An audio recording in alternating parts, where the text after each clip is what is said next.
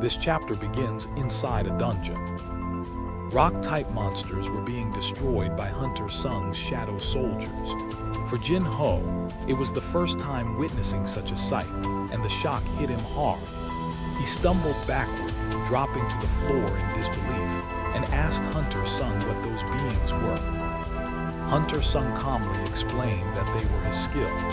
He added that it was a little complicated to explain, but yes, it was indeed a skill. They could hunt monsters and even handle crystal extraction. Jin Ho, clearly deflated, asked if he could at least collect the magic crystals. Why? Hunter Sung asked. Jin Ho admitted that he felt as though he had lost his place. That response struck Sung as unexpectedly amusing. Moments later, a shadow silently approached and handed several essence stones to Jin Ho. The raid progressed at an astonishing pace. By the following day, the promise of 19 raids with Jin Ho had been fully completed. The scene shifts to the eastern United States. Inside an rank dungeon, a rank hunter stood frozen in terror. What he saw before him was something he had mistaken for a monster. That man had single-handedly knocked out his entire attack force. When the hunter had entered the dungeon, his team had found not a single monster inside. As the man approached, the hunter screamed at him to stop and not come any closer. The man demanded to know why they had attacked him without warning, insisting that he was human, not a monster. Neither could understand the other.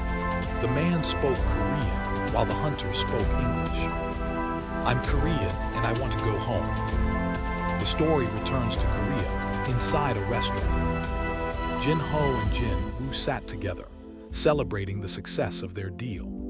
Jin Ho remarked that he had hoped for somewhere more luxurious, but Jin Woo cut him off, saying he was already worried the place might not suit the tastes of a young master from a wealthy family.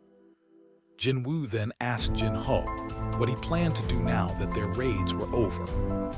Jin Ho replied that he intended to obtain his Guildmaster license as soon as he completed the Hunters Association exam. After that, he planned to speak to his father, license in hand. Privately, Jin Woo reflected that the 30 billion building he was receiving as part of their agreement was merely a bonus. His true objective had always been leveling up. Now that it was accomplished, there was no reason to linger.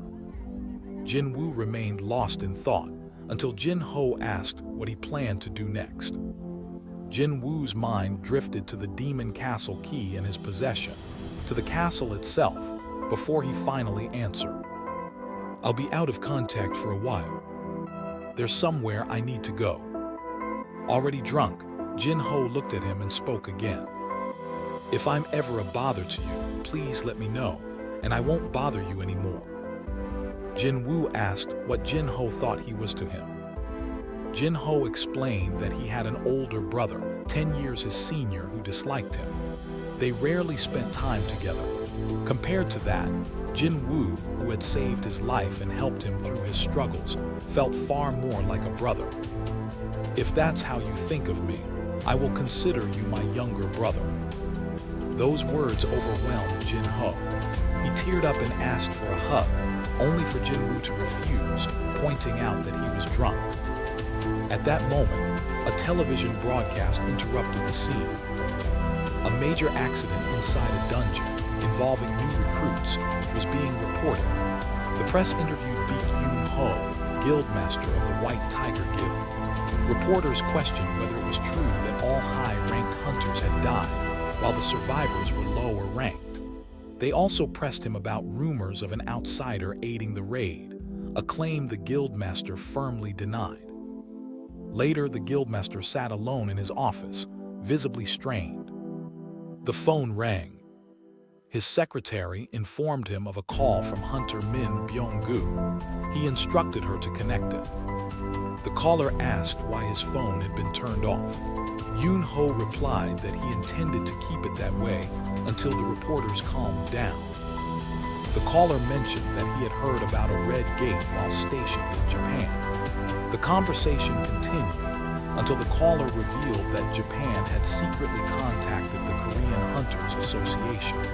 They were requesting updates from the hunters who had survived the Jeju Island raid.